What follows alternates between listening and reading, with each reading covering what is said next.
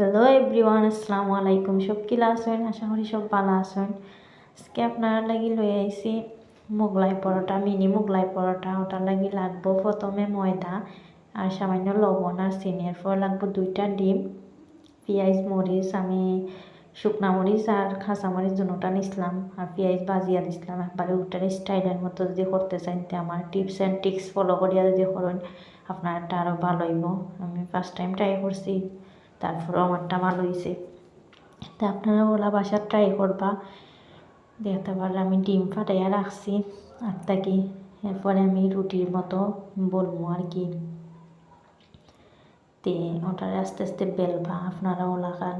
আর ওটা বলা লাগে একটু তেল ব্রাশ করে লইবা, তে ওটা গিয়া পাতলা হইব আর মানে সিদ্ধ নাই, ভালো হইব, ক্রিস্পি হইব, একবারে হোটেল স্টাইলের মতন হইব আর কি। তো মিনি মোগলাইয়ের থেকে আর বড় করা লাগে না রুটি। ওরকম আস্তে আস্তে বলবা, আমিও ওরকম আস্তে আস্তে বলছি। দেখতে পারলাম বললাম।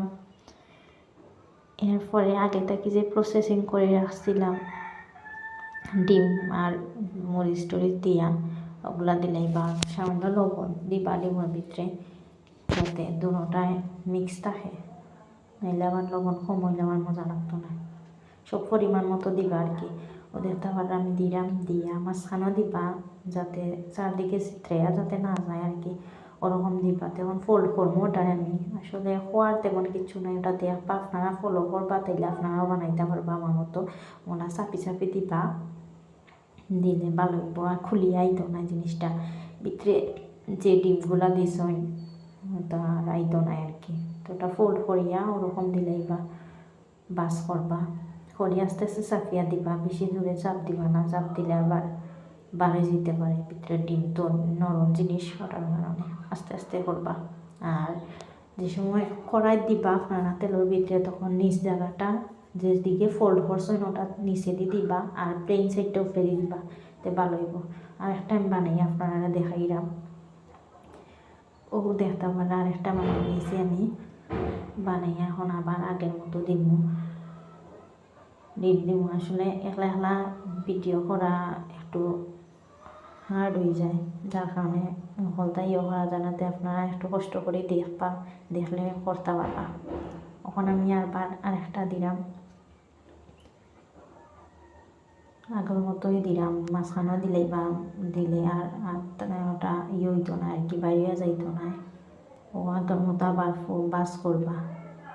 আপনারা দেখার সুবিধার্থে আমি 2টা বানাইয়া দেখাইলাম। আমি মলা সবটিও করছি। আমি এর আগে আর একবার করছিলাম, মানে মোলাখান হয়েছে না, আজকে একটা হয়েছে, সুন্দর হয়েছে। মোলাখান করবো, আসলে যে কোনো জিনিস একদিন হয় না, করতে করতে হইলে। তো ওটা দিয়ে আমি আবার তেলের ভিতরে দিলাম, দিয়া দেখাইলাম আপনারা লোক শেয়ার করবো সবটা A to Z সব দেখতে পারবা।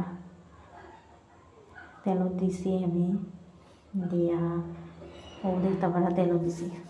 তো চুলা আঁচটা কমাইয়া দিবা। আর একটা টিপস হইল গিয়া, চুলা আঁচটা কমাইয়া দিবা, নাইলে উপর হয়ে যায় তাড়াতাড়ি, আর ভিতর গিয়া সুন্দর হইয়া হয় না, খাঁচা থাকে, খাইতে ভালো লাগতো না। ডিম খাঁচা খুবই বিরক্তিকর একটা জিনিস। তো উপর থেকে আবার তেল একটু ছেটিয়ে আমি দিলাম, যাতে ওটা ফুলিয়া উঠে। আমি প্রথমে একটা দিছি খই দিয়া, দেখি কীটা অবস্থা। তো পরবর্তীতে আস্তে আস্তে সবটি বানাইয়া আর দিব আর কি। মানে আস্তে আস্তে দেখি ওরা নিচে দিয়েও লাগছে না। ও দেখতে পারলাম আমি 4টা দিলেছি এক কানো, ছোটো ছোটো তেমন বড় নাই আর কি। ওটা লাগে 4টা একলগে দিলেছি, কই একলগে হয়ে গেলে বালা, টাইম কম লাগবো। এরপরে আমি ওগুলো কাটলাম। দেখতে পারলাম একটা চপিং বোর্ড লইছি, লইয়া আমি ছুরির সাহায্যে কাটলাম আর কি। আসলে প্রচুর গরম আসলো, ওটা চুলা থেকে নামাইয়াও সন্ধ্যার টাইমে, তো চুলা থেকে নামাইয়াও আর কাটছি, গরম লাগে আর দেওয়া যান না, মাত্র তো চুলা থেকে নামাই আনছি। আর ডিম দেখতে পারটা ভিতরটা পুরা ঠিক মতো হয়েছে, পারফেক্টভাবে, কোনো খাঁচা আসিল না। আমি আস্তে আস্তে সবটি কাটবো, কাটিয়া দেখাইলাম আপনারটাও থেকে আমার মনে হয় আরও ভালো হইব। আমারটাও যখন মোলাখান হয়েছে, আপনারটা আরও ভালো হইব। সবে ট্রাই করবা, বেশি বেশি সাপোর্ট করবা, শেয়ার করবা, লাইক করবা, সাবস্ক্রাইব করে দেবা চ্যানেলটা। আমার আগামী সব ভিডিও পাইবা আপনারা সাবস্ক্রাইব করিয়া রাখলে। ভিডিও সবগুলো আস্তে আস্তে আইব। আমি প্রত্যেকদিন ভিডিও দেওয়ার চেষ্টা করি, আগামীতেও দিব ভিডিও। দেখা তো গরমে তো গরম ধরা যান না, তো সবটি আস্তে আস্তে খাটিয়া দেখাইলাম। ওইলো ফাইনাল লুক মোগলাই।